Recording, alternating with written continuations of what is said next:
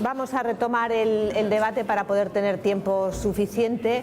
Hemos hecho un repaso general a la macroeconomía, a los avances de la Unión en la lucha contra la crisis y en su enfoque hacia el futuro. Perdón. Vamos a empezar, es que si no nos retrasamos mucho. Y en esta ocasión nos vamos a centrar en temas más concretos, más sectoriales y también en saber cómo están impactando estas medidas y este rediseño que está abordando la Unión en otros lugares del mundo. Para ello, pues tenemos otro grupo interesantísimo de conocedores de los temas. Para empezar, pues David Wright, que es secretario general de la Organización Internacional de Comisiones de Valores, IOSCO. Tenemos también a Gabriel Siles Brugge, que es profesor de políticas de la Universidad de Manchester y profesor visitante del Departamento de Ciencia Política de la Universidad de Copenhague. Jean-Louis Martin, que es investigador de macroeconomía de Crédit Agricole. Jean-Louis, buenas tardes. Y Miguel Otero, economista e investigador del Real Instituto Elcano. Como decía, vamos a hacer un repaso más específico a algunas de las cuestiones concretas sobre cómo está afectando el rediseño de la Unión y vamos a empezar por la parte financiera. David. Muchas gracias, señor presidente. Señores, muchas gracias a la Fundación Carlos de Amberes por la invitación a participar en este distinguido panel. Después de vivir 30 años en Bélgica, es decir, en Flandes, es un placer colaborar con esta fundación y la felicito por su importante labor en favor del debate europeo y la cultura europea y especialmente por la reciente apertura de su espléndido Museo de Arte Flamenco. Cuanto más podamos acercar a los países y a las culturas, mejor será Europa y mejor será el mundo, en mi opinión. Permítanme recordar las palabras de Jean Monnet cuando se dice que haría si comenzara de nuevo la construcción europea. Jean Monnet respondió: empezaré por la cultura. Yo creo que es un mensaje muy importante. Sí, me disculpan, continúa mi intervención en inglés, que es mi lengua materna, and I hope to speak very. Y espero hablar de forma clarísima para que todo el mundo pueda seguir mis comentarios muy personales. Así que, señoras y señores, yo soy una rara avis, soy un británico europeo, quedamos muy poquitos. Y sí que creo en la cooperación internacional. Yo soy multilateralista, yo mismo. A mayor cooperación global que tengamos en el mundo, mejor nos irán las cosas. La cooperación global desarrolla amistades, instituciones y, desde luego, que reduce los peligros de la guerra y sus tragedias. No me gustan en absoluto el planteamiento bilateral de cada uno por su cuenta, chacun pour soi. Yo creo que si trabajamos juntos, si compartimos soberanías en el mundo en el que vivimos, pues mejor. A veces se debate en Europa. Los ingleses muchas veces hablan acerca del sacrificio de la soberanía. No la sacrificamos, la compartimos. La compartimos en las estructuras de toma de decisiones que establecen los tratados y la verdad es que es extraordinario. A veces los ingleses, sobre todo, se les olvida que comparten soberanía en la OTAN, pero al parecer compartir en el entorno económico y social cuesta más. Tenemos muchos impulsos que nos obligan a conjugarnos: la tecnología, el comercio, las finanzas, el medio ambiente, la salud. Recientemente el ébola hubiera sido terrible para todo el mundo y todos estos argumentos nos obligan a trabajar conjuntamente y entiendo yo que exigen de los gobiernos, de las instituciones, que se construya. Y esto es precisamente lo que quiero comentar. Yo creo que la Unión Europea tiene que desempeñar un papel importantísimo y es el de ser quien dirija estos debates. Voy a dar unos ejemplos acerca de dónde sí y dónde no lo hace. Me temo que hoy Sencillamente nos falta fuerza a nivel global y esto es algo que me preocupa. Voy a empezar diciendo algo y, por cierto, un inciso. Estoy muy de acuerdo con lo que comentaba Guillermo de la Dehesa. Europa no será fuerte a título global si es débil a título interno, institucional, político y sobre todo en lo económico. Los países de Asia a menudo razonan en función del tamaño y del crecimiento y eres el más grande. Bueno, pues ya sabemos que hay problemas ahora mismo, ¿no?, dentro de la Unión Europea. Sencillamente tenemos que estabilizar la cosa económica. Si no crecemos, vamos a ver cómo proliferan los extremismos políticos y creo que todos somos muy conscientes de los posibles peligros que representa este extremismo. Tenemos que simplificar. Tenemos que desburocratizar Europa. Europa está llena de una burocracia, de un papeleo inútil carísimo y que de hecho obstaculiza el proceso de creación de riqueza. Francamente, no debería de costar 3.000 euros en este país montar una empresa. Esto carece de sentido. Debería de costar cero, casi cero. Deberíamos de estar animando a los empresarios, facilitarles la vida para poder efectivamente crear riqueza. También creo que tenemos que pluralizar las finanzas. ¿Y qué quiero decir cuando digo pluralizar? Pues quiero decir que tenemos que tener fórmulas para financiar las distintas partes de la economía de formas distintas también. No solamente la banca, que es la fuente básica de la financiación, hay también una serie de instrumentos distintos, que son mercados de bonos, acciones, crowdfunding, nuevas técnicas, contribuciones, aportaciones, un Alibaba europeo. ¿Por qué no conectamos nuestras empresas todas juntas para que ellas intercambien y para que ellas mismas se presten, proporcionen, garanticen préstamos? Así que tenemos que cerciorarnos de que podemos crecer y garantizar tiempos prósperos para nuestra gente. Y luego un comentario acerca del euro. Sin duda, quien más se ha aprovechado del euro es Alemania. No hay duda, no hay duda.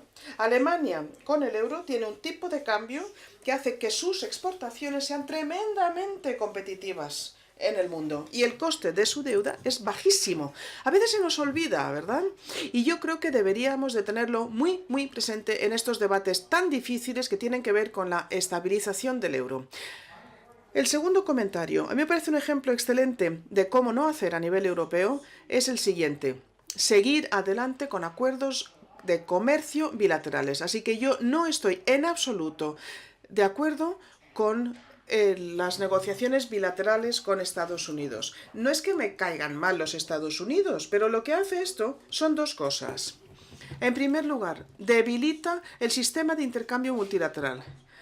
Ya la OMC no está intacta, pero cuenta con un instrumento importantísimo que es el sistema establecido por el Sir Leon Britton con Mickey Cantor en las negociaciones multilaterales de la Ronda de Uruguay, y esto es lo que ha interferido en las peores formas de proteccionismo. Deberíamos de conseguir un sistema multilateral que funcione bien. Distorsionan las cosas los bilaterales, distorsionan y son discriminatorios también. Y si fueran fantásticos, ¿por qué no tenemos acuerdos bilaterales con Malawi, Congo, entre otros países africanos? Esto no se comenta. La cosa va de poder y a mí me parece que es un abordaje erróneo cuando nos planteamos el comercio internacional. Así que Europa va hacia Estados Unidos con este acuerdo bilateral. ¿Y qué le estamos dando a entender a Hispanoamérica? ¿Qué puede entender Asia? ¿Qué puede entender África? A mí me parece que no ha sido, desde un punto de vista político, una decisión inteligente. Y luego también me parece que este acuerdo bilateral entre Europa y Estados Unidos va a ser un modelo para los demás, pero yo les aseguro que, por lo que yo veo desde mi cargo, jamás India, China, otros muchos países emergentes fuertes no se van a plantear que un documento negociado por la Unión Europea y Estados Unidos y aceptarlo sin más. Sin duda va a ser que no, y por eso yo creo que este acuerdo bilateral no ha sido una buena idea. Y luego hay este sistema de arreglo final de disputas, por medio del cual los gobiernos pueden llevar a juicio, pero no hay ningún mecanismo establecido. No me parece lógico y espero que la Unión se plantee otra realidad. En tercer lugar, quería decir que la Unión Europea, creo yo, tiene que fortalecerse en las organizaciones multilaterales. Quiero decir que tiene que hablar con una única voz, difícil como sea esto. Demasiadas veces vemos a Estados miembros europeos que aparecen, un representante de unas instituciones europeas aparece y es como si estuvieran en partes distintas de la negociación. A veces veo como el Reino Unido se alinea con Estados Unidos y los demás Estados miembros están al otro lado. O hay otras posibles constelaciones. Así que si Europa quiere ser fuerte a título internacional, tiene que hablar con una sola voz. Si quiere ayudar a resolver los problemas en Medio Oriente, tendrá que tener un único ideario y no la fragmentación que demasiado a menudo vemos. Y luego, en cuanto a finanzas, que es mi mundo, ¿qué tenemos? Bueno, pues tenemos la G20, las normas que se fijan, por ejemplo, en mi organismo. Nosotros nos encargamos de los valores y demás. ¿Y cuál es el rasgo característico de todo ello? Bueno, pues el rasgo es que estos son los mejores esfuerzos. Esta es la política de los mejores esfuerzos. Lo que hacemos nosotros no es en absoluto vinculante. Así que si un país no quiere ceñirse a una norma, si un país, por ejemplo, no se plantea las reglas de capital, pues no hay nada que pueda hacer nadie, porque no hay ninguna forma de llegar a un acuerdo, no hay una ley. En la Unión Europea podemos ir a tribunales, ¿verdad?, si no cumple con las normativas internas. Esto no se puede hacer a título internacional. Y al no poder hacerlo, nos enfrentamos a un sistema que, entiendo yo, es muy frágil. Ya apreciamos distintas interpretaciones de las normas. ¿Y qué vemos? Conflictos entre normativas nacionales sin poder recurrir a ningún mecanismo. Bueno, pues lo malo es que la cosa va a ir a peor, no va a ir a mejor. ¿Por qué va a ir a peor? Bueno, pues va a ir a peor porque ahora mismo las finanzas mundiales, globales, siguen bajo el elemento de Estados Unidos y de la Unión Europea, pero no durante mucho tiempo. Hay muchos mercados emergentes con mucho capital. Si todo se va a hacer a título bilateral, vamos a ver una parrilla de una complejidad tremenda. Todo el mundo va a interpretar las normas como mejor le venga y los desacuerdos bilaterales van a ser el resultado. Tenemos dos opciones. La mejor es pasar a un tratado internacional, que es mi cabeza, digamos, internacional, mi sombrero internacional. Y la segunda opción es que haya cooperación entre Estados miembros que participen en estos procesos, pero a un nivel o de una forma mucho más eficaz. Y finalmente tengo que decir que creo que Europa tiene que hablar con una sola voz, determinar sus prioridades y vender su modelo. Sí, la Unión Europea es un modelo magnífico de cooperación y no me interesa oír argumentos que digan que esta es la oferta más barata que ofrece el supermercado. Un 1%, como ha dicho Guillermo, del PIB. Un 1% para que haya paz en Europa, no en todas las fronteras. Sabemos que hay problemas, pero dentro de la Unión Europea eso es un logro tremendo. Vendamos este modelo, alentemos a la gente a venir a Europa, hagamos lo que hizo Estados Unidos, abramos nuestro sistema universitario para que venga gente de todo el mundo. No hay que tener timidez, tenemos que ser fuertes con respecto a Europa, construir nuestras competencias juntos, sentarnos a la mesa, negociar y liderar. Liderar es lo que tenemos que hacer. Muchas gracias. Muchas gracias, David.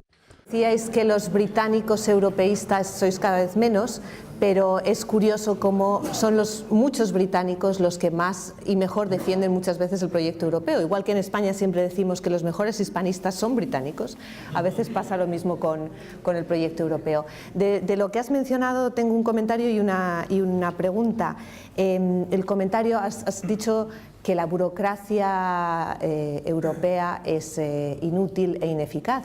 Precisamente ahí se basan muchas de las críticas sobre la falta de legitimidad de la Unión, sobre el terrible coste que supone y al mismo tiempo sobre el entramado tan grande en que se ha constituido. Y sin embargo, me pregunto dónde están los incentivos para cambiarlo, cuando son las propias instituciones y los propios burócratas los que tendrían que moverlo, ¿no? Es el mismo truco en el que están metidos los partidos políticos en nuestras democracias. Pero la pregunta tiene que ver con el tema del multilateralismo y con tu apuesta por crear un gran tratado internacional para seguir dando el paso hacia el manejo de ese comercio internacional, ¿no? La Unión Europea lleva años, por ejemplo, atascada, solo voy a mencionar dos, en su acuerdo con Mercosur, en su acuerdo con Cuba. Ahora se ha puesto otra vez sobre la mesa porque los norteamericanos nos van a ganar de nuevo la mano en sus posibles futuras negociaciones con Cuba. Un tratado internacional requiere muchísimo esfuerzo, muchísimo consenso y muchísimo tiempo.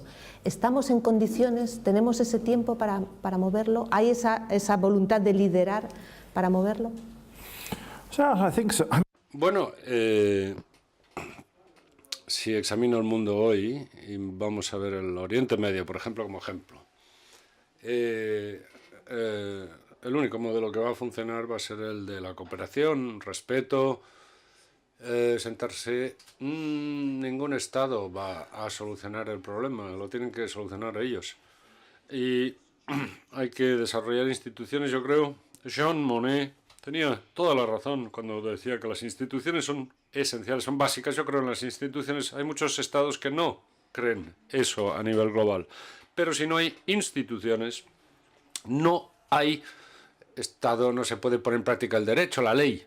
No se puede garantizar la aplicación de la ley. Y eso es uno de los problemas que tenemos hoy. En muchas áreas se pueden tener diagramas de colorines y todo lo que se quiera, pero no se pueden aplicar las normas si no hay manera de hacerlo. Europa no podría funcionar si no tuviera instituciones. El Tribunal de Justicia Europeo, la Comisión Europea, el genio de los padres fundadores de Europa, darles los poderes a la Comisión de propuesta.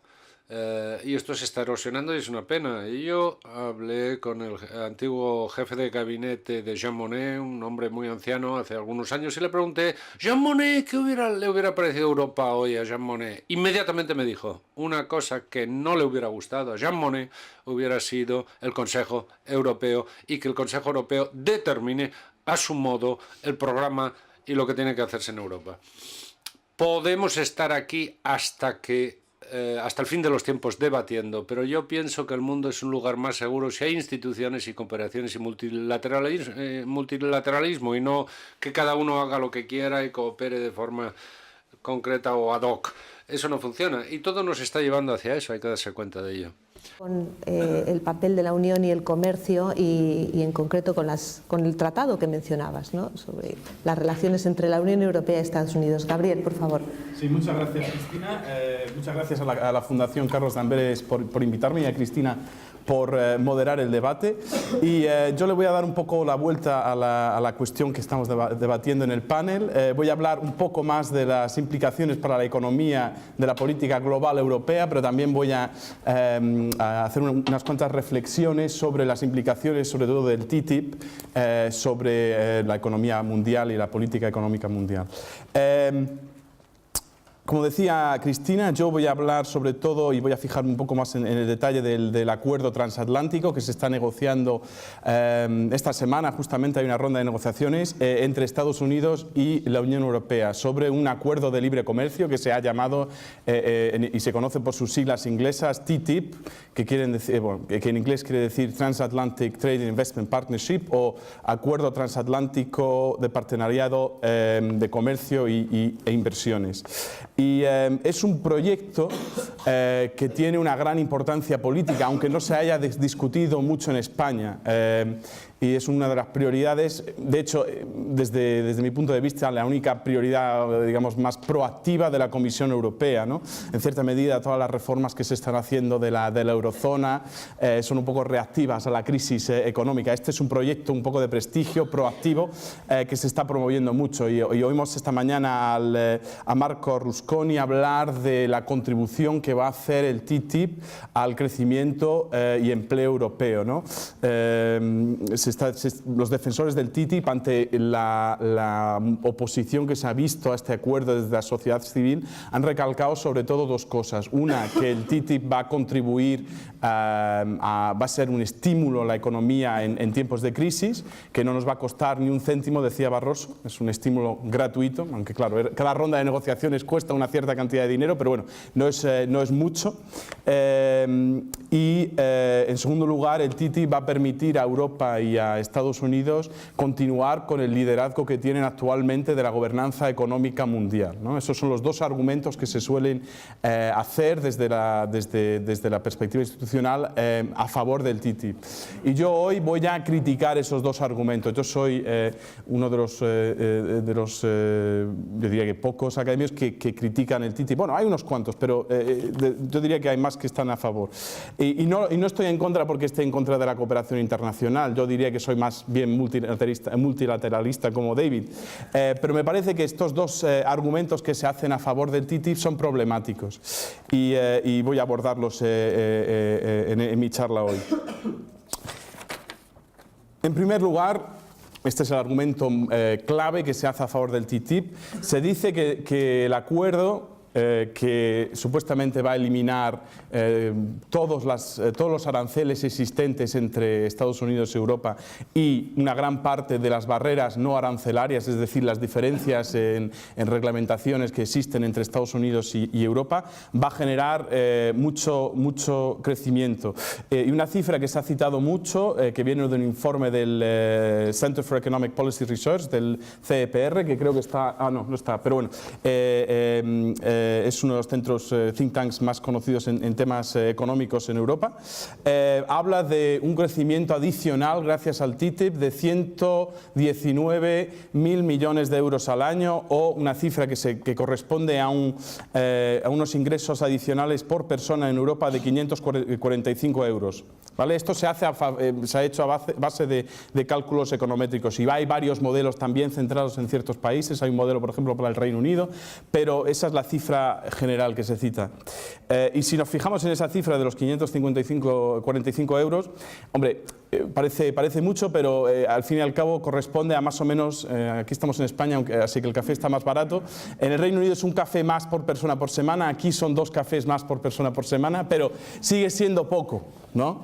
Son 2,50 euros más por persona por semana. No es mucho crecimiento adicional, y sobre todo no es un proyecto de estímulo fantástico como el que se está hablando, ¿no? Del que se está hablando. Y más allá de eso, se basa en un cálculo bastante optimista de las posibilidades que existen en eliminar las barreras comerciales que existen entre Estados Unidos y Europa. Porque, como decía antes, el tratado se centra, bueno, no lo he dicho antes, pero el tratado se centra menos en los aranceles, que ya son bastante bajos, rondan el 2 o 3% de media. El tratado se centra sobre todo, o las negociaciones se centran sobre todo en eliminar las barreras no arancelarias, es decir, las barreras que se producen a raíz de las diferencias de estándares que existen en Europa y en Estados Unidos, ¿no? Un ejemplo que se da mucho es el hecho de que los intermitentes en Europa se tienen que posicionar de una cierta forma y en Estados Unidos de otra, pero existen barreras un poco más políticas. Por ejemplo, la regulación o la reglamentación de productos químicos en Europa es mucho más estricta que la que existe en Estados Unidos, ¿no? Y yo diría que, aunque existen algunas diferencias técnicas, no tan políticas como el posicionamiento de los intermitentes, el tema está bastante politizado, así que asumir que, como hacen estos estudios, que se van a eliminar el 50% de las barreras no arancelarias gracias a una convergencia de estándares es bastante optimista. Yo no creo que eso se va a llevar a cabo. Es verdad que hoy en día estas cifras se citan menos, no se habla mucho más del hecho de que las pequeñas y medianas empresas, las pymes, se van a beneficiar del hecho de que va a haber menos obstáculos administrativos al comercio. Se dice ahora desde la perspectiva institucional que las pymes son las mayores beneficiarias de la eliminación de estas barreras no arancelarias, pero hay que reconocer que las pymes son de las empresas que menos exportan, ¿no? Son las grandes empresas las que suelen exportar a Estados Unidos, y en Europa el 87% de las pymes no exportan. Ahora bien, el que defiende el papel que juegan las pymes en el TTIP va a presentar como argumento que existen muchas barreras arancelarias, pero estas no arancelarias, pero estas solo suponen un gasto adicional de un 3 o 4% de por media, así que no es un argumento muy fuerte. Y el TTIP no se centra mucho en las pymes. Hay un capítulo dedicado a ellas, pero consiste en crear, o el texto que ha propuesto la Comisión Europea consiste en crear una página web donde puedan acceder a ver qué barreras existen en Estados Unidos y cómo certificar sus productos, y crear un consejo que va a comunicar las prioridades de las pymes a las autoridades comerciales en Estados Unidos y en la UE. Así que no mucho. Ese es el primer argumento. Que el TTIP, yo critico el argumento que el TTIP vaya a generar grandes ganancias económicas. El segundo argumento que se oye cada vez más frecuentemente a favor del TTIP es un argumento así un poco más geopolítico o más bien sistémico, es que el TTIP va a permitir a Europa y a Estados Unidos a seguir con su liderazgo de la gobernanza económica mundial, gracias al hecho de que va a permitir a Estados Unidos y a Europa forjar un estándar común al que van a tener, estándares comunes económicos al que van a tener que atenerse los exportadores de terceros países, ¿no? y que a raíz de eso otros países, economías emergentes sobre todo China, van a, gracias al hecho de que existe un mercado transatlántico, a adoptar un estándar común basado en ese mercado, ¿no? Y el lema parece ser que esta es la última oportunidad que existe para Europa y para Estados Unidos de forjar ese estándar, porque el tiempo se nos acaba, ¿no? Pero yo diría que este es, como decía David, es poco probable que el TTIP vaya a poder permitir a Europa y a Estados Unidos mantener su liderazgo, porque se basa, o por lo menos lo que se está viendo en la negociación, es que no va a haber una armonización, no se va a crear un estándar común, porque hay como decía antes, hay tanta divergencia entre los estándares, donde hay divergencias, que lo más probable es que va a haber un reconocimiento mutuo, y un reconocimiento mutuo además bilateral. La gente que sabe de estas historias técnicas sabrá que el mercado único europeo se basa en cierta medida en el reconocimiento mutuo de estándares, ¿no? Pero ese reconocimiento mutuo, se pueden beneficiar los exportadores de terceros países también, ¿no? Se aplica a todos los exportadores. Mientras que en el TTIP lo que estamos viendo en los documentos, y está todavía por ver porque se está negociando aún, parece ser que se está moviendo hacia un reconocimiento mutuo bilateral, es decir, que solo los exportadores europeos y norteamericanos podrán beneficiarse del reconocimiento mutuo, del hecho de que solo tienen que preproducir sus productos respetando un estándar. Entonces, ¿qué aliciente hay para los exportadores de terceros países para adoptar un estándar común, ¿no? Si no hay armonización? Así que el argumento geopolítico, en mi opinión, no tiene mucho por él, no es defensible tampoco. En general, no sé cuánto tiempo me queda, un par de minutos. Un minuto. Pues no, en conclusión, si tuviera que resumir, como decía uno de los ponentes esta mañana, la gente solo se queda con una cosa de una presentación, ¿no? Si tuviera que resumir mi intervención hoy es que con el TTIP hay poco que ganar. Y de hecho hay algo que perder porque hay un posible efecto de regulador. Pero eso podemos tratar de eso en las preguntas. Muchas gracias. Muchas gracias, Gabriel. Antes de continuar, déjenme recordarles a aquellos de ustedes que utilicen Twitter y que estén transmitiendo lo que aquí se dice, que hay un hashtag que no se ve bien, pero es Eurodebate, con el que pueden hacer referencia a este acontecimiento. Vale, el TTIP no es la forma para seguir avanzando. ¿Cuál sería el modo para que Europa pueda seguir influyendo, no solo influyendo, sino que para que pueda seguir opinando sobre hacia dónde va el comercio global? Hablabas de exportadores de terceros países. Ese es uno de nuestros grandes déficits, ¿no? Es una de las grandes hipocresías de la Unión Europea, el que pese a todos nuestros valores y nuestra prédica, al final nos hemos convertido en una cierta fortaleza Europa. ¿Cuál sería el siguiente paso? El siguiente paso, esta mañana se oía hablar mucho de inversiones y del plan Juncker, ¿no? Y el problema que existe en Europa, desde mi perspectiva, no es que seamos una fortaleza Europa. Europa es bastante liberal y últimamente se ha apostado mucho más por las exportaciones. El problema es que la única forma por la cual se parece apoyar las exportaciones es a través de la liberalización externa, ¿no? Y sabemos muy bien que los productos en los que compite Europa son productos de alta gama, ¿no? Que nosotros como economía europea, hablando en términos generales, no podemos competir con otras economías low cost, ¿no? Pero la estrategia que se está siguiendo es una estrategia low cost, ¿no? De buscar otros mercados gracias a la liberalización, en vez de invertir en el desarrollo de nuevas tecnologías, nuevos productos de alta gama en el mercado interior. Y así que para mí el TTIP más que otra cosa es una distracción que distrae de las verdaderas soluciones que se basan en reformar y en lo que en inglés se llamaría economic upgrading, ¿no? En invertir en el desarrollo de productos de alta gama. Muchas gracias. Bueno, has mencionado el low cost y los productos de baja gama, pero hay una serie de productos de baja gama en esa consideración que son los que han marcado también buena parte del desarrollo de las políticas comunitarias, como es el sector agrícola, ¿no? Y Jean-Louis nos va a contar un poco las repercusiones de esta evolución de la crisis y de las políticas comunitarias, tanto referidas al sector agrícola como al otro sector tremendamente importante y sumamente vigente hoy en día, que es el energético. Sí, muchas gracias. Primero tengo que pedirles disculpas porque van a tener que aguantar mi acento francés, pero les aseguro que en inglés sería peor.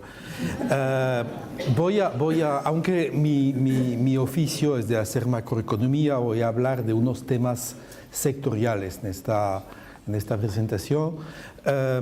Lo que quiero mostrar básicamente es que políticas europeas bien intencionadas, en las cuales la Unión muestra capacidad de innovación, aporta nuevas orientaciones, pueden tener efectos no deseados y a veces contrarios al objetivo inicial. De eso no quiero que concluyan que sería mejor no hacer nada. Primero porque, como lo decía, hay en Europa una capacidad de innovación. Por ejemplo, voy a tomar uno de los ejemplos que voy a mencionar, es la política ambiental. Es evidente que Europa tiene un liderazgo en eso.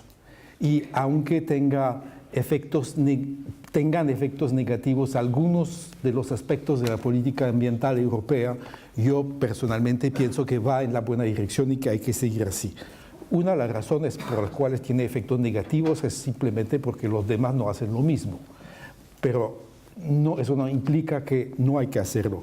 Segunda razón para ser activos, para tener políticas innovadoras, es y esto está muy claro en el caso de la política agrícola, es el hecho de que menos política, menos intervencionismo, no implicaría menos impacto, solo que los impactos serían diferentes. Y voy a ilustrarlo en el caso de la política agrícola, por ejemplo. Bueno, voy a empezar por el caso de la política energética. Uno de los últimos movimientos de la Unión en esta área ha sido lo que se ha llamado el Third Energy Package. Eso incluye elementos contra los monopolios en el sector energético. Y especialmente hay disposiciones que quieren impedir que los productores de energía primaria, de gas, por ejemplo, sean también dueños de las infraestructuras de transporte. Bueno, yo creo que ya tienen en la mente en qué están pensando los burócratas europeos y los políticos que diseñaron esta política. Por supuesto que eso no le gustó nada a Rusia y a Gazprom. porque evidentemente Gazprom quería controlar también el transporte de gas a Europa a través de los proyectos Nord Stream y South Stream. Una de las consecuencias bastante inmediatas de estas nuevas reglas han sido presiones de la Unión Europea sobre Bulgaria para parar obras que ya estaban empezadas para la construcción de South Stream. La reacción rusa también ha sido decir, bueno, si no quieren que seamos dueños de esas infraestructuras de transporte, como no queremos seguir entregando el gas a través de Ucrania, ustedes lo van a encontrar en Turquía y después se las arreglan para traerlo a los países consumidores en Europa del Oeste. Claramente eso tiene muchos efectos indeseados, no planeados, yo creo, dificultades en ciertos países, especialmente en Europa del Sur, dependiente del gas ruso, pienso especialmente en Italia. El caso de los pobres búlgaros que no habían pedido nada a nadie, que tuvieron que parar obras simplemente por un cambio de política en Bruselas. Y otra consecuencia, seguramente eso no ha ayudado en las relaciones políticas entre Europa y Rusia. Ahora unas palabras sobre la política ambiental de Europa. Claramente Europa ha sido mucho más agresivo, ha tomado mucho más iniciativas, tiene objetivos más ambiciosos que, yo diría, todos los otros países del mundo. Unas de las consecuencias de eso, de imponer reglas ambientales más duras, ha sido incentivar a delocalizar algunas actividades en otros países. Estoy pensando, por ejemplo, en un caso muy concreto que es la actividad de refinación de petróleo. No sé cuál es la situación en España, pero en Francia está a punto de desaparecer. No estoy diciendo que es solamente por culpa de la política ambiental, hay muchos otros motivos, pero eso ha sido un elemento más para incentivar a transferir esta actividad a lugares donde las reglas ambientales son menos fuertes. Pero ese mismo incentivo, lamentable incentivo a delocalizar, se ha observado también en muchos sectores industriales. Ahora sí, bueno, por supuesto que eso tiene una consecuencia inmediata sobre la actividad, sobre el empleo en nuestros países. Pero incluso si nos limitamos al impacto ambiental de eso, la refinería la pasamos de Dunkerque, por ejemplo, no sé dónde están en España, a, por ejemplo, alguna ciudad en Qatar o en la costa de... ¿Ustedes creen que el impacto ambiental de esta refinería allá es menor que aquí? No, el impacto ambiental global es mayor.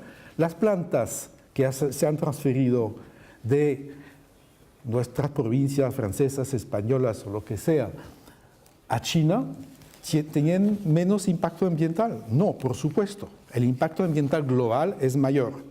O sea que ahí la buena intención no ha tenido efectos tan positivos como se esperaba. Otra vez, no estoy diciendo que no había que hacerlo. Después hay que convencer a los demás que también tengan unas reglas ambientales un poquito más exigentes que las que tienen ahora. Pero bueno, como vengo de Crédit Agricole, tengo que hablar también de política agrícola, bueno, y de la llamada PAC, Política Agrícola Común.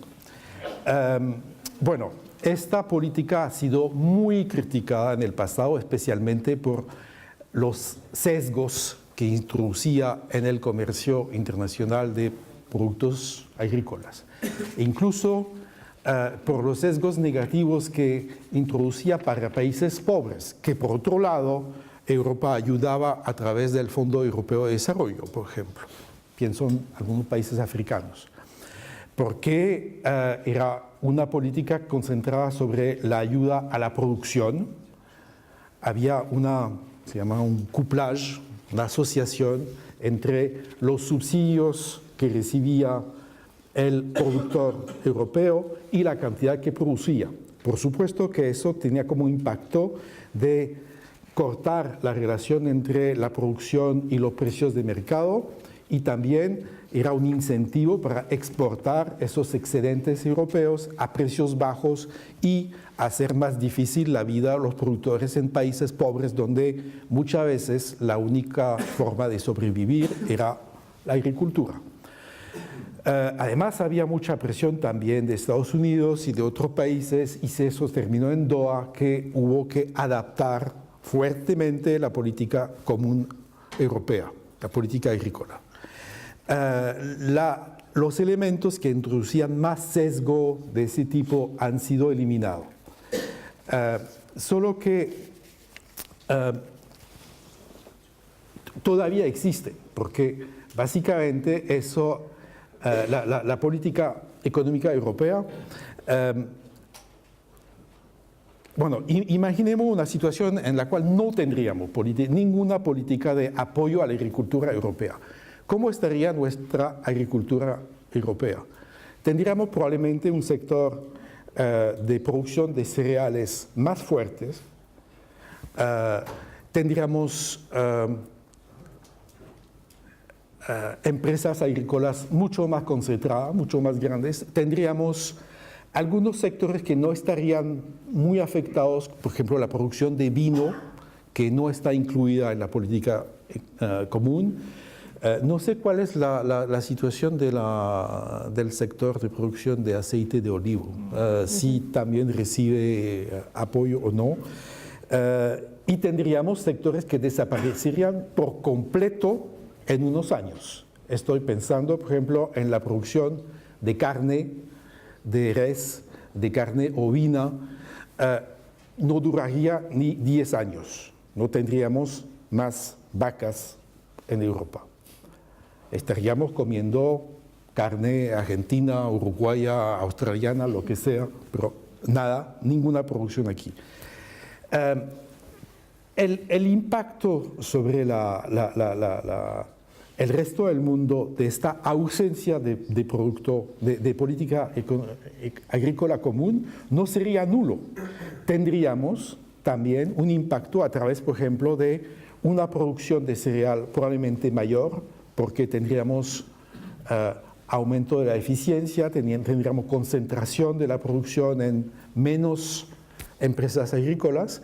Es decir, estaríamos evolucionando hacia una agricultura parecida a la de Estados Unidos, en donde efectivamente el apoyo directo a las fincas agrícolas es mucho menor que en Europa.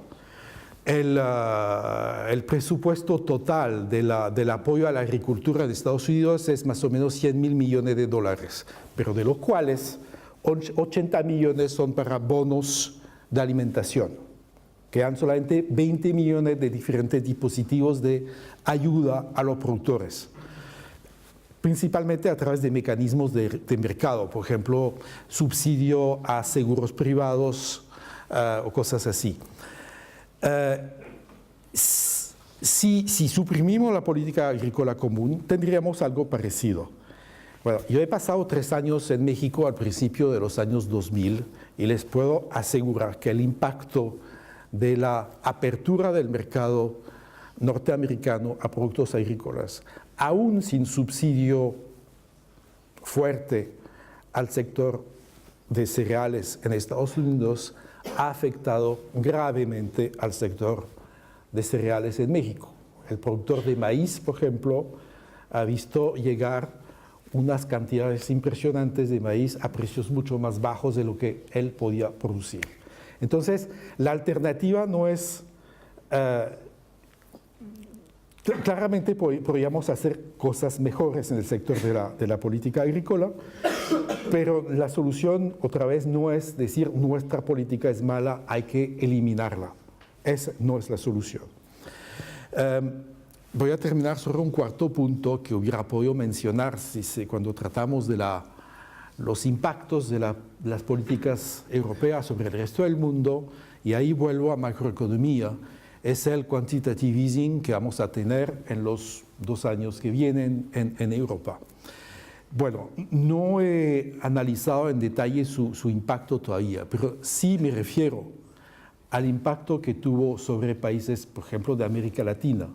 El quantitative easing de Estados Unidos, no puedo imaginar que el impacto sobre, puede ser América Latina, pero puede ser, por ejemplo, Polonia también, países cercanos que no están en la zona euro, de este quantitative easing del Banco Central Europeo, ese impacto va a ser muy fuerte. Una de las primeras consecuencias es que todo este dinero adicional no se va a quedar en Europa para hacer inversiones, como lo mencionamos. Parte va a salir, va a financiar la compra de activos en otros países, en el resto del mundo. Y hemos visto, por ejemplo, una de las consecuencias ha sido la revaluación muy significativa de las monedas latinoamericanas con el quantitative easing de la Fed. No era el único motivo, por supuesto que también había anticipaciones e ilusiones sobre la perspectiva de crecimiento de los precios de las materias primas, que Brasil iba a crecer al 7% cada año, y por eso había que comprar reales, pero también la disponibilidad de una liquidez muy fuerte en el mercado, eso también ha alimentado la apreciación de las monedas latinoamericanas.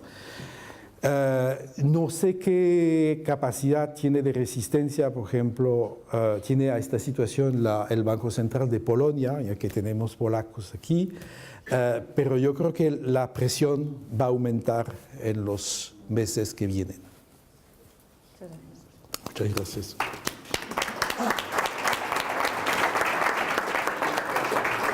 Muchas gracias. Muy interesante también ese repaso a los sectores tan concretos. Desde luego la política agrícola está siempre ahí y volvemos sobre ella, y a mí me gustaría preguntarte si eliminarla no es la solución, ¿hacia dónde debería ir esa solución? También me gustaría preguntarte cómo basamos esos análisis sobre los posibles efectos del quantitative easing en Europa en comparación con Estados Unidos, pero no los hacemos con Japón, que han sido completamente diferentes, ¿no?, sobre la propia economía. Y por último me gustaría, pero esto al final a lo mejor podemos hablar todos sobre ello, sobre la cuestión medioambiental. Vuelvo antes hablábamos de la Agenda 2020, Europa efectivamente es el grupo de países del mundo con mayores estándares, con mayor ambición. Ahora se ha revisado también con la 2030 y sin embargo me pregunto qué efectos está teniendo o va a tener este periodo que se presume medio largo de precios del petróleo tan barato, porque se están eliminando muchos incentivos, junto con otro tipo de cuestiones, como volvemos a Polonia, pues la resistencia de algunos países o la vuelta del carbón, no resistencia, la vuelta del carbón como fuente de energía fundamental para los mix de algunos países. Son un montón de materias, pero así en pildoritas. Bueno, y además, como le decía, yo soy macroeconomista, entonces no tengo respuestas muy precisas a estas cuestiones. Sobre la última pregunta, el impacto del precio bajo del petróleo sobre los incentivos ambientales. Mi respuesta va a ser muy corta, es que yo no creo que el petróleo se va a quedar en $45 el barril durante mucho tiempo. Puede ser que sea un año, puede ser que sea 2 años, pero no creo que eso dure tanto, porque va a haber una corrección también del lado de la oferta. Entonces, cuando hacemos, en este momento, por ejemplo, estamos en un ejercicio interno de proyecciones económicas a mediano plazo, es decir, 2020, simplemente para ver si nuestro modelo de retail banking todavía funciona en Francia. Bueno, estamos con la hipótesis de un barril que está en $100 también a este horizonte. Entonces, puede ser que esta situación, yo considero que la situación actual es el resultado de una situación geopolítica particular también unos cambios económicos en el sector muy significativos en Estados Unidos, el shale gas y shale oil, pero que también tiene sus límites físicas probablemente, que yo no creo que se pueda reproducir tan fácilmente en otras partes del mundo. O sea que al final la hipótesis es de un petróleo que vuelve a un nivel que no es tan dañino, como decía, para el ambiente. Sobre la reforma de la PAC, bueno, todavía tengo menos que decir. Yo sé lo que se está contemplando, o sea que hay conversaciones sobre una posibilidad precisamente de orientar la PAC hacia algo que sería parecido a la política americana, al Farm Bill, introduciendo, por ejemplo, mecanismos de seguros que podría tal vez evitar los altibajos demasiado fuertes en los ingresos de los productores. Bueno, pero hay mucha resistencia para eso, por buenos motivos, creo. La gran ventaja es que costaría mucho menos a las finanzas europeas, pero hay inconvenientes, o sea que el objetivo de la PAC no es solamente de producir, hay también un objetivo ambiental, otra vez en la PAC, es decir, mantener me van a tomar por un poeta, mantener el paisaje europeo simplemente, porque, por ejemplo, una consecuencia inmediata es que todo lo que es agricultura de montaña va a desaparecer completamente si la PAC desaparece. Bueno, también tiene un objetivo social, o sea, no dejar que en los campos donde ya la gente tiene ingresos más bajos que en los centros urbanos, en muchos casos, no desaparezcan por completo los ingresos de muchos de los campesinos. Una simple cifra, hoy entre 80 y 100% según los años, según los lugares, de los ingresos netos de los productores de carne de res vienen de los subsidios de la ayuda europea. Es decir, que las ventas cubren, pero apenas, los costos de producción, sin dejar ingreso para el productor. Entonces, yo creo que reformas son posibles y lo hemos mostrado porque la PAC hemos sido capaces de reformarla en el pasado, tomar más en cuenta el resto del mundo precisamente, pero yo creo que eso va a ser bastante lento. Y no digo eso solamente por ser francés. Muchas gracias. Bueno, vamos a volver al terreno macro, a ver cómo todas estas medidas se están impactando en la propia zona euro, pero también se están viendo desde Estados Unidos y desde China. Miguel, por favor. Muchas gracias, Cristina. Muchas gracias a la Fundación Carlos de Amberes por organizar este evento. Yo voy a hacer algo temerario, que es abordar en 10 minutos 4 temas menores. Uno que es la gobernanza del sistema monetario y financiero global, el segundo es el quantitative easing de Mario Draghi, tercero, la falta de demanda agregada global y cuarto, el estancamiento secular. O sea que tengo 2 minutos y medio para cada uno de los temas. Voy a intentar hilar fino y voy a empezar por David y por el sistema financiero y la comparación entre el sistema financiero y el sistema comercial. La diferencia entre el sistema comercial y el sistema financiero es que históricamente en el sistema financiero nunca ha habido realmente un multilateralismo real. En el sistema financiero realmente lo que ha pasado históricamente es que el país más poderoso ha marcado las líneas de cómo es el sistema financiero. Eso ha pasado en el Imperio Británico y eso ha pasado en la época entre guerras donde hubo mucha inestabilidad y después de la Segunda Guerra Mundial donde Estados Unidos en principio ha sido el líder Ha habido muchos trabajos de decir como que hoy, decir que estamos en un mundo post-hegemónico y tenemos unas estructuras institucionales globales que pueden vivir sin un hegemón, un líder global, pero se está viendo que eso lleva en muchos casos a mayor instabilidad.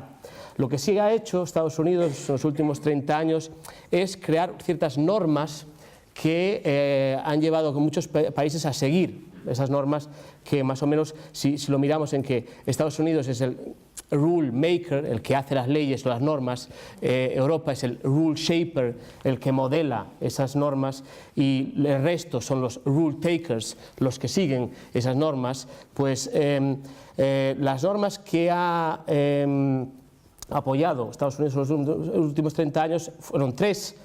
Una, abrir la cuenta de capitales, abrir los mercados de capitales.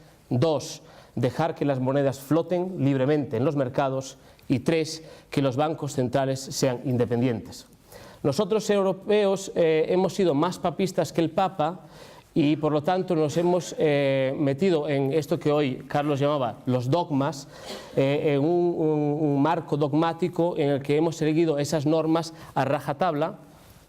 Libre circulación de capitales, por supuesto, uno de los principios básicos de la Unión Europea. Segundo, vamos a dejar que el euro flote y no vamos a intervenir nunca, solamente en el 2000 cuando está muy débil, y entonces ahí sí que el Banco Central Europeo intervino, pero no intervino cuando el euro aumentó en una apreciación de casi 90% del 2002 al 2008, y tenemos el Banco Central más independiente del mundo. Tan independiente que no puede monetizar deuda, algo que los bancos centrales siempre pudieron hacer históricamente. Eso está en el Tratado de Maastricht. Nos hemos encontrado lógicamente en que cuando vino la crisis, ya antes, pero cuando vino la crisis sobre todo, muchos de los jugadores en el sistema no jugaron bajo las reglas establecidas por los Estados Unidos. China desde siempre sigue anclada en el sistema Bretton Woods, tiene control de capitales, no deja que el yuan chino flote, y el Banco Central lógicamente no es independiente. Y después hemos visto que durante la crisis pues Japón empezó a intervenir, el sudeste asiático empezó a intervenir, Corea empezó a introducir control de capitales, Brasil empezó a intervenir y control de capitales, incluso Suiza, que nuevamente la ha visto como el pupilo del orden, pues empezó a anclar su moneda al euro. Y entonces, claro, en los ajustes globales de quién tiene que pagar por la crisis, nosotros los europeos, por seguir las reglas del juego, fuimos los que tuvimos que vivir con un euro a 1,40 todo a lo largo de la crisis.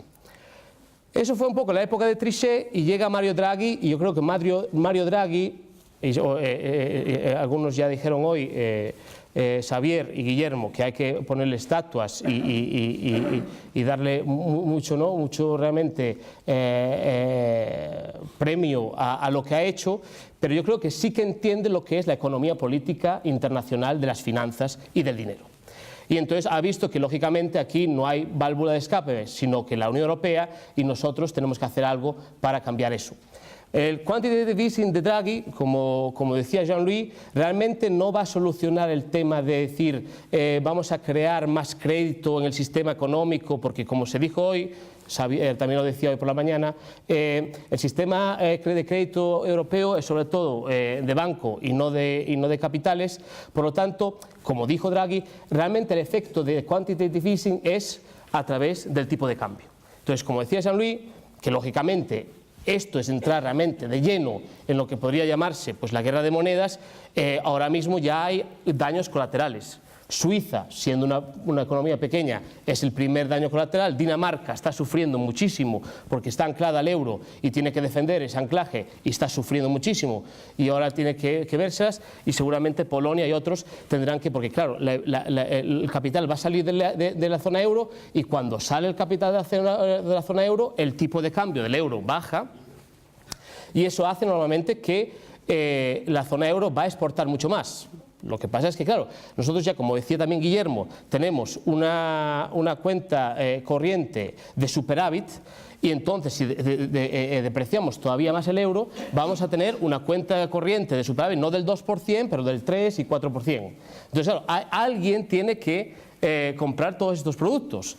Y China, por mucho que se piense que va a tirar de la demanda y que va a cambiar de modelo, yo he analizado bastante la economía china y eso no va a pasar en los próximos años porque China aún tiene su modelo y es un país que aún con una renta per cápita de $7.000 actualmente no va a ser la demanda interna la que va a tirar de la economía tanto china como la economía mundial. Entonces volvemos a lo de siempre. ¿Será la economía estadounidense la locomotora del consumo y el consumidor de última instancia? La economía estadounidense cada vez tiene menos peso en la economía global, por lo tanto es difícil que sea la economía locomotora que tire de Europa. Claro, entonces tenemos el tema de Alemania. ¿Qué hacemos con Alemania, ¿no?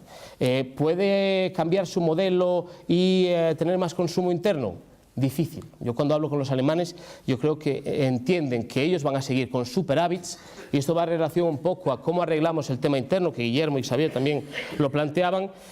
Yo cada vez veo más a los alemanes ilustrados, por así decir, las élites alemanas, las élites que han estudiado el tema, las élites que conocen su población, etcétera, que si tú no quieres cambiar tu modelo económico y vas a seguir con superávits, no te queda más remedio que entrar por la unión de las transferencias, porque tienes que usar ese superávit y dárselo a los que tienen déficit para que sigan consumiendo tus productos. Lógicamente el problema es cómo se lo planteas a tu población en Alemania, pero creo que no hay otro encaje. Si Alemania quiere seguir siendo una potencia exportadora con un superávit sistemático, lógicamente tiene que haber una unión de transferencias en la zona euro. Y esto me lleva al último tema, que es un poco el estancamiento secular, ¿no? Que es el tema ya macro por excelencia y es problemático.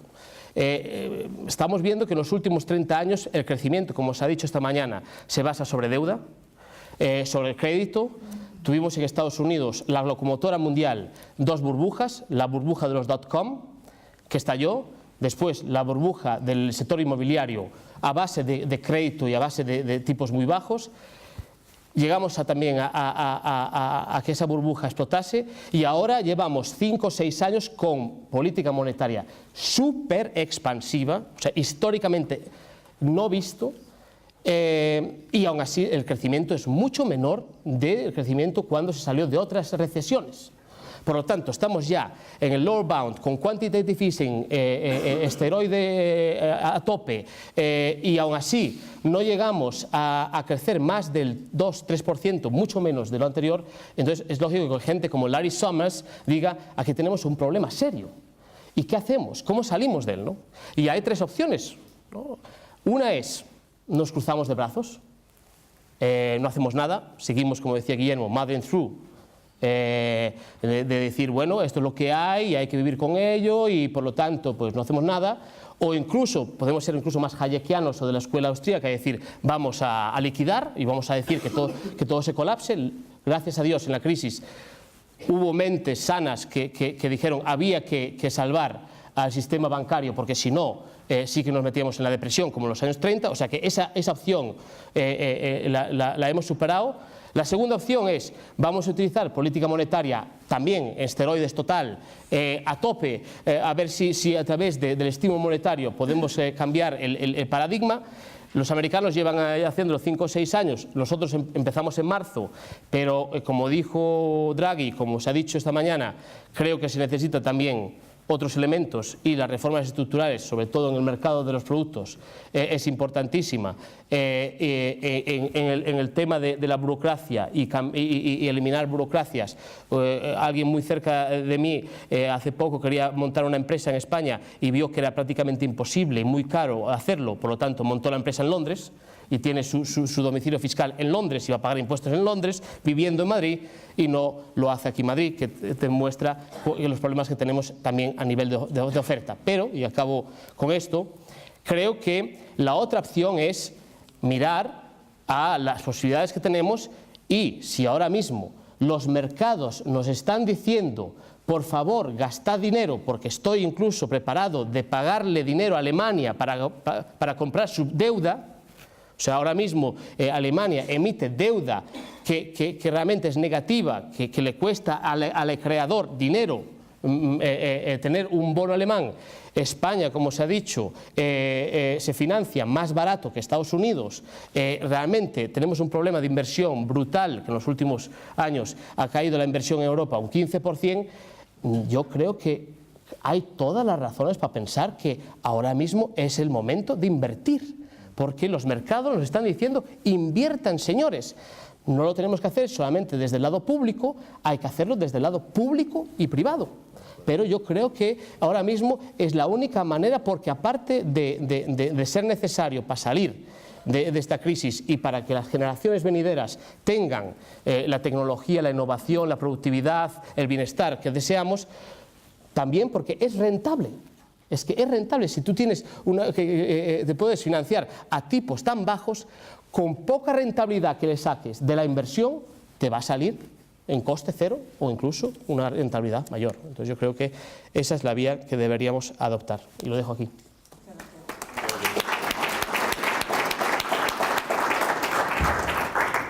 Da miedo, el panorama que pintas da miedo si no vamos hacia esos posibles escenarios de inversión. ¿Te refieres, o sea, tú por ejemplo sí respaldas el plan Juncker, esa parte de inversión público-privada tiene algo que ver? ¿Crees que va a ser real o va a ser un ejercicio un poco cosmético? Bueno, creo que estamos poco a poco saliendo de los dogmas. Todavía estamos en el corsé, en las camisas de fuerza, entonces esto cuesta mucho. Yo creo que lo del plan Juncker es, ¿no?, meter un poquito la patita para que algunos en Bruselas, en Berlín, en Frankfurt y en muchos otros sitios entiendan que a lo mejor sí que, y hoy se decía del consejero económico de la embajada italiana, que poco a poco, a nivel de retórica, a nivel de discurso, a nivel de marco discursivo, se empieza a hablar más de crecimiento y de inversión que se hablaba hace 2 años. Yo creo que es insuficiente. Creo que se necesita más inversión, más dinero fresco, por lo tanto vamos a ver si eso es un aliciente para que la inversión privada vea la rentabilidad que puede estar ahí y que la inversión pública, más que poner dinero, simplemente ofrezca el marco y los proyectos para hacer, pero quizás sea necesario pues, mayor inversión. Hace poco estaba en un seminario entre keynesianos y hayekianos. Y lógicamente eran 2 mundos, ¿no?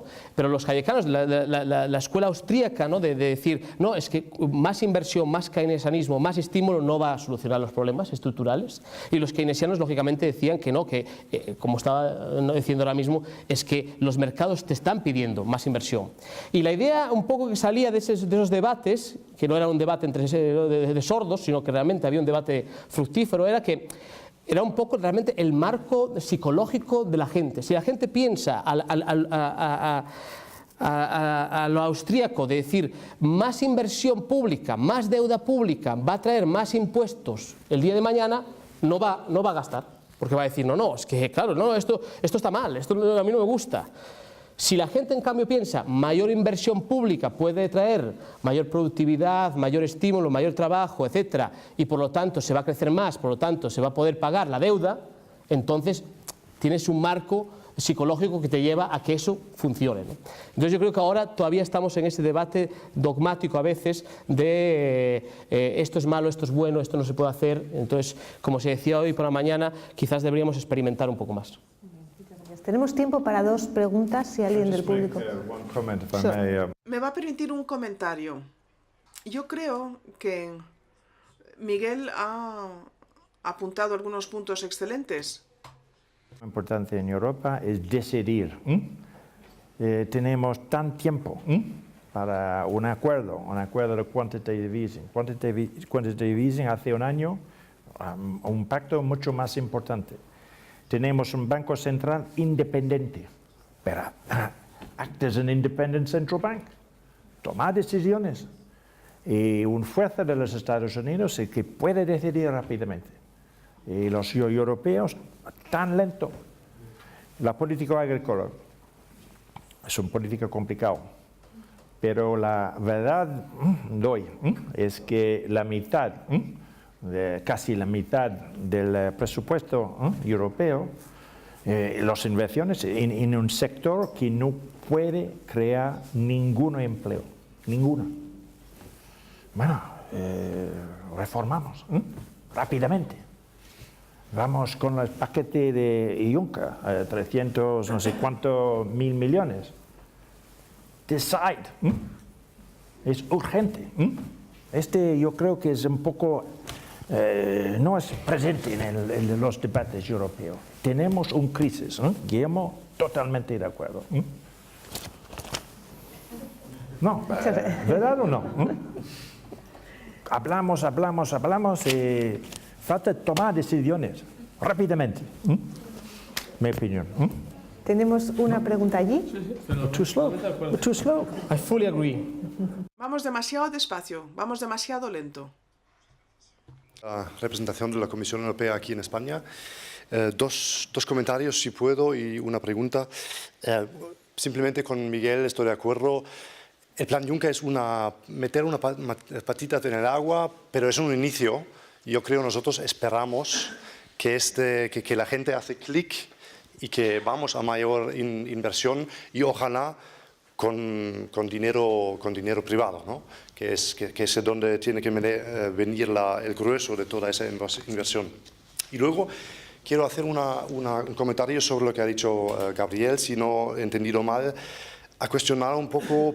Tenemos que hacer más esfuerzos en la innovación, investigación, etcétera. ¿Y por qué perdemos tiempo con el TTIP, con el Acuerdo de Libre Comercio? Yo creo que se pueden hacer las dos cosas a la vez. Estamos haciendo no solo Plan Juncker, pero también Horizonte 2020, que tiene 80.000 millones de euros para I+D.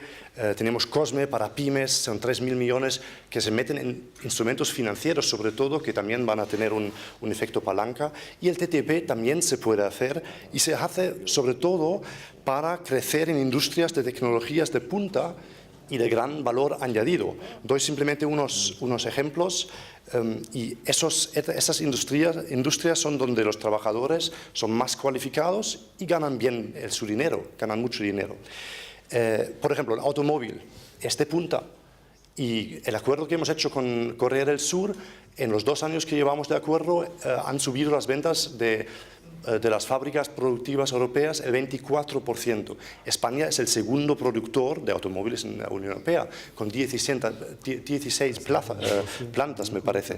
La bioquímica también, otro sector. La eficiencia energética, lo ha mencionado el señor francés, con los renovables, donde estamos a la punta.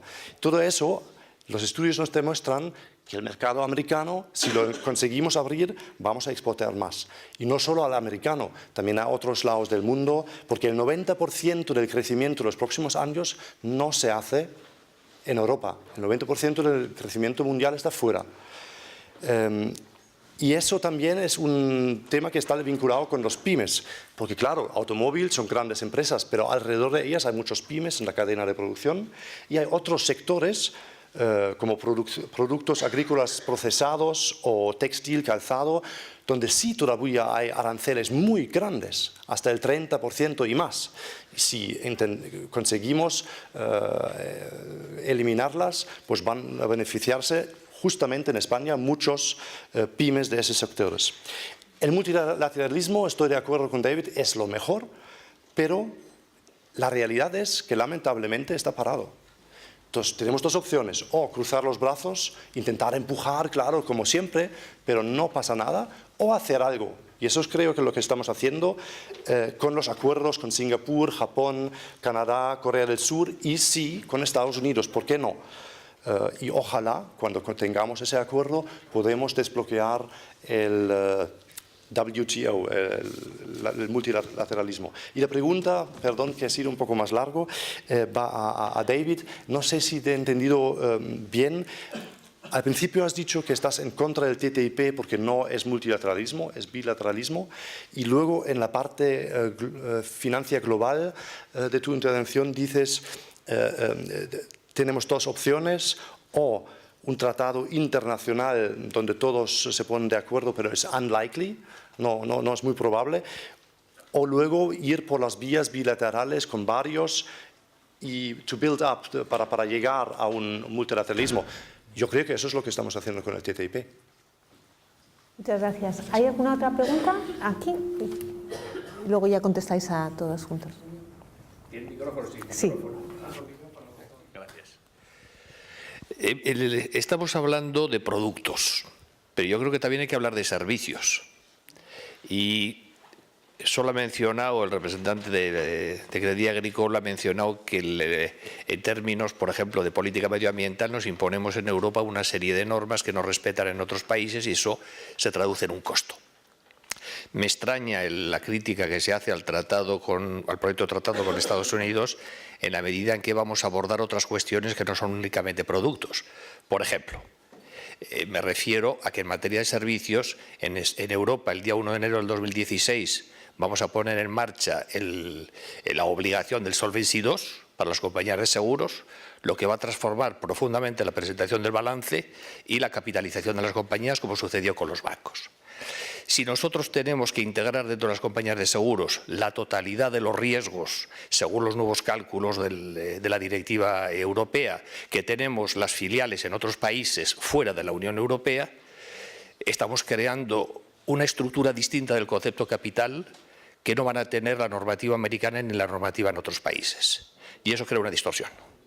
Y eso afecta, seguramente, no es una medida exacta de política económica, pero conexa política económica, en la cual una medida comunitaria afecta a la dimensión internacional de las propias empresas comunitarias y las diferencias de los otros países. Muchas gracias. Por referencia, si queréis, empezamos contestando David, luego Jean-Louis y luego completamos la mesa. Sí.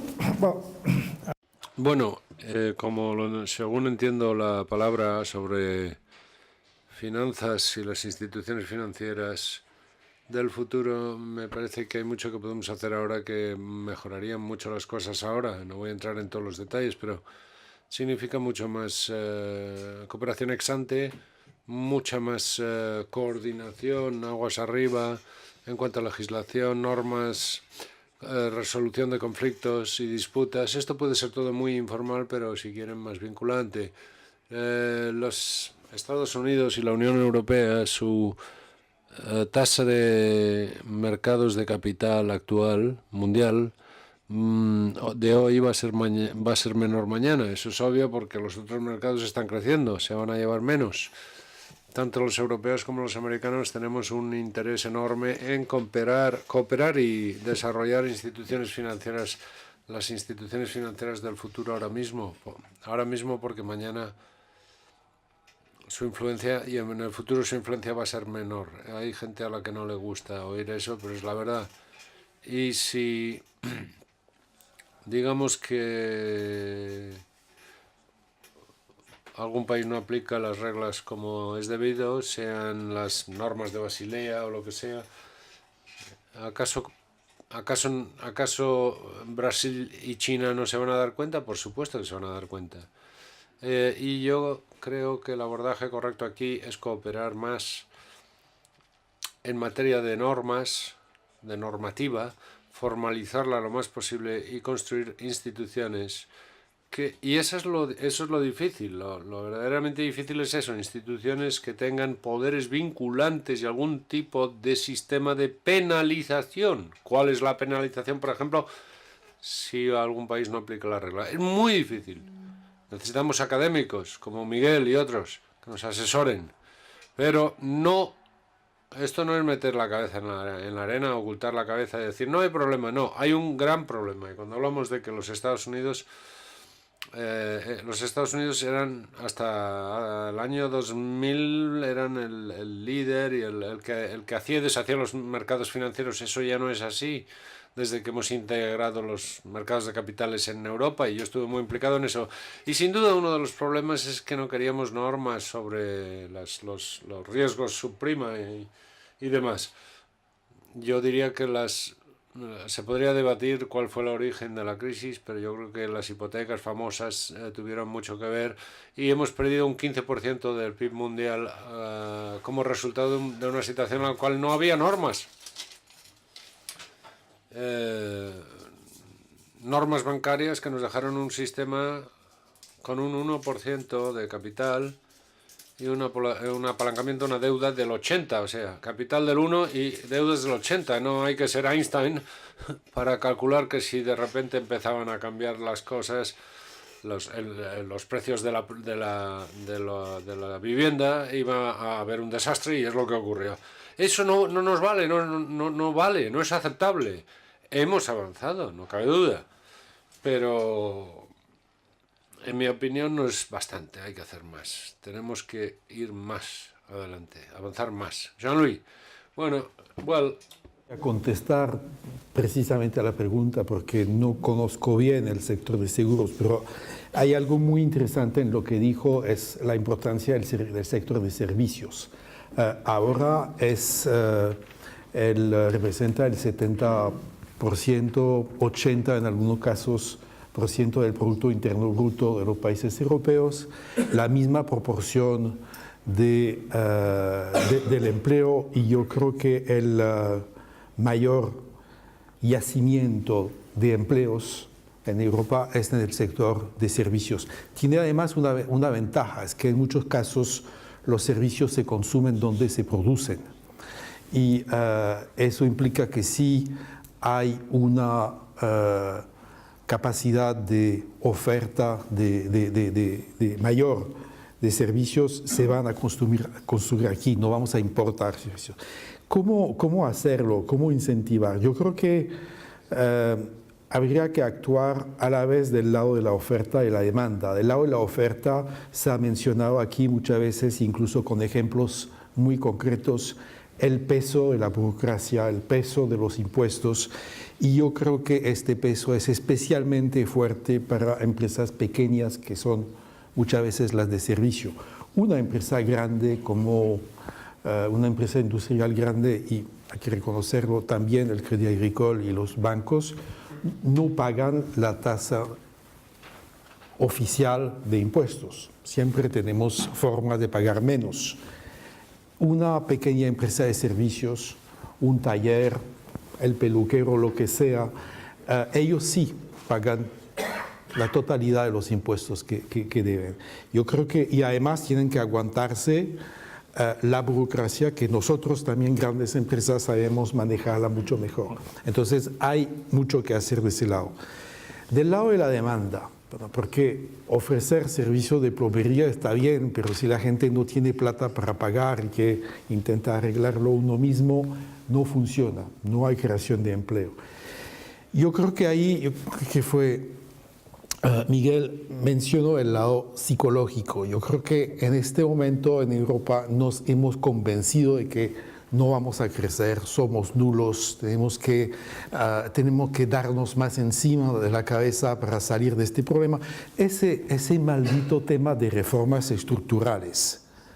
Nos hablan de reformas estructurales todo el tiempo y no se hacen, por supuesto, pero el resultado concreto es que la gente normal, incluso yo, se dice que si el día que lleguen estas reformas estructurales, ¿qué van a pasar? Voy a perder mi trabajo.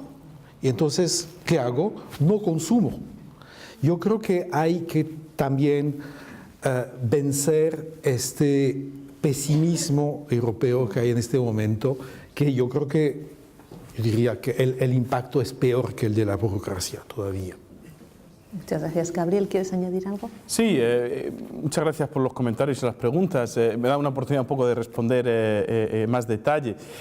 Mi respuesta al señor de la Comisión sería de decir, pues la ganancia que se está proponiendo o que se ha estimado en los modelos oficiales de la Comisión es infinitésima, y no reconoce el hecho de que hay un efecto negativo por parte del TTIP. Es decir, el TTIP puede contribuir a mayor desigualdad porque va a haber un cambio, digamos, en la estructura económica, ¿no? Y como sabemos bien, los trabajadores de las industrias no competitivas no van a simplemente transicionar de una forma automática a las industrias de mayor competitividad. Ese proceso es un proceso que se tiene que apoyar con medios estatales, y como bien sabemos, en Europa los medios que existen para apoyar a los trabajadores en transición son muy pocos. Existe el Fondo de Globalización Europeo, que tiene unos medios muy limitados. Y por supuesto hay ciertos estados que son muy buenos en esa transición. Yo ahora vivo en Dinamarca, que siempre se cita como modelo, pero en España ha habido más dificultades de fomentar ese cambio estructural, ¿no?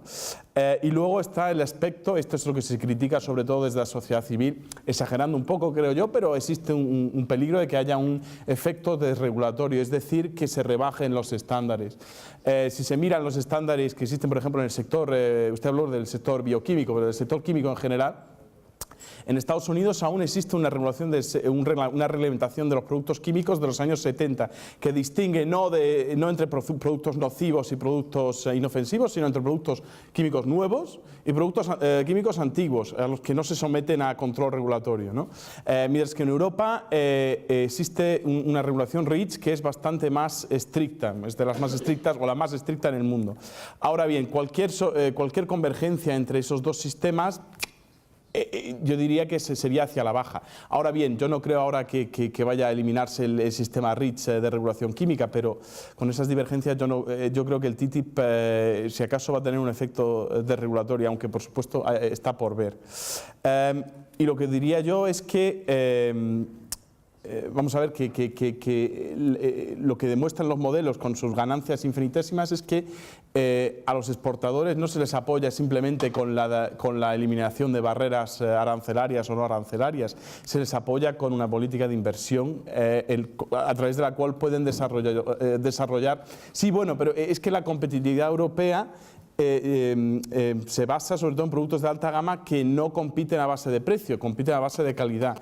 Y reducir las barreras en 2 o 3%, eso no, la verdad es que no apoya mucho a la competitividad. Viene a un precio de desigualdad y de regulación que, bueno, es potencialmente importante y no apoya mucho a los exportadores. Esa es mi perspectiva, por supuesto que se puede debatir. Y también mencionó usted las pymes. Ahora bien, por supuesto que hay pymes que exportan. El sector automóvil, que es un sector que se cita mucho porque quizá esté menos politizado, es un sector, por supuesto, donde hay muchas pymes, sobre todo en Alemania, ¿no? Pero curiosamente en Alemania la Asociación de Pequeñas y Medianas Empresas se ha expresado o ha sido muy crítica del acuerdo y está en contra del acuerdo, sobre todo porque dice que el acuerdo está escrito o beneficia sobre todo a las grandes empresas y cita especialmente el sistema de arbitraje, el mecanismo de arbitraje entre estados e inversores, que dice va a beneficiar sobre todo a las grandes empresas porque las pequeñas empresas no suelen ser inversores extranjeros y en segundo lugar no se pueden permitir los gastos legales de procedimientos a través de este mecanismo, ¿no? que beneficia sobre todo a las grandes empresas. Por lo tanto, la posición de pymes no creo que es muy convincente. Y hablábamos de los servicios. Es verdad que... Gabriel, por favor, muy brevemente. Sí, termino. Los servicios son importantes, pero el problema de los servicios también es que sufren de lo que se llama el problema, la enfermedad de Baumhol, ¿no? Que es decir, que es difícil aumentar la productividad en el sector de los servicios. Si tú estás preparando un café en un café, solo puedes aumentar tu productividad hasta cierto nivel, no vas a poder producir 50 tazas de café por minuto, ¿no? Mientras que con procesos de automatización, etcétera, etcétera, en la producción de bienes, eso es más fácil. Por lo tanto, el sector servicios es importante, pero no hay que olvidarse que es más difícil aumentar la productividad. Hay algo que se llama Internet, que es bastante servicio. Sí, pero ¿cuánto empleo crea Internet, no? Miguel, te toca rematar. Bueno, simplemente un pequeño apunte sobre el tema de Internet, justo, y del TTIP. Yo creo que una de las cosas donde realmente necesitaríamos más competencia, y si no la creamos internamente, endógenamente, habrá que crearla exógenamente, sería mayor competencia en telecomunicaciones, Internet, banda más rápida. Yo creo que en ese sector, por ejemplo, Europa puede aprender mucho de Estados Unidos. Yo, para acabar, voy a romper un poco una lanza positiva, ¿no? Estábamos hablando de que los europeos somos un poco depresivos y hay mucha autoflagelación, entonces, bueno, una visión un poco positiva. Yo creo que estamos mirando, por ejemplo, lo analizaba el otro día, lo que está pasando en Grecia, ¿no? Creo que tenemos que darnos cuenta de dónde venimos y dónde estamos, ¿no? O sea, que un partido del campo comunista llegue a gobernar en Grecia sin que haya habido disturbios, sin que se hayan manipulado las elecciones, sin que los coroneles hayan movido las sillas, yo creo que eso hace 20 años sería muy poco probable. Por lo tanto, estamos encauzando el descontento que hay por la crisis por canales democráticos, y ayer estaba Varoufakis sentado con Schäuble negociando un tema de una manera civilizada, no intercambiando posiciones. Yo creo que hemos llegado muy lejos en ese sentido, ¿no? O sea, que la resistencia de nuestra democracia. El otro día estábamos con Barry Eichengreen y le preguntaban, Barry Eichengreen, que es el economista historiador más importante que tenemos hoy en día, un gran conocedor de la economía europea, y decía que le llamaba la atención que no hubiese más descontento social, que no hubiese más protesta social, que no hubiese más violencia social. O sea, que realmente el sistema europeo es mucho más resilient, ¿no? Mucho más estable y fuerte de lo que pensábamos. Y en cuanto a lo que decía David, que creo que es un punto importantísimo y creo que lleva un poco al tema este de la toma de decisiones y tomar las decisiones de una manera rápida. Bueno, al fin y al cabo somos todavía eso, ¿no? 28 países, 19 países en la zona euro, cada uno con sus posiciones. Si realmente queremos ser más efectivos, tenemos que ir hacia la unión política. Y ahí muchas veces en el discurso público siempre se dice, bueno, la unión política es lo deseable, lo necesario para que funcione el euro, pero es imposible, porque los pueblos europeos no la quieren. Y yo estoy empezando una campaña de decirle a todo el mundo que me diga eso, que me dé evidencia que para soportar esa tesis, porque yo en el Eurobarómetro, dependiendo un poco cómo le preguntes a la gente, una gran mayoría de europeos sí que se sienten europeos, se sienten también de su propia identidad nacional, pero también se sienten europeos. Cuando se les pregunta si quieren que haya una mayor integración a nivel de la toma de decisiones económicas, etc., la mayoría dice que sí, la mayoría de la gente está a favor del euro, pese a 5 o 6 años de crisis, eso en Grecia y en Alemania.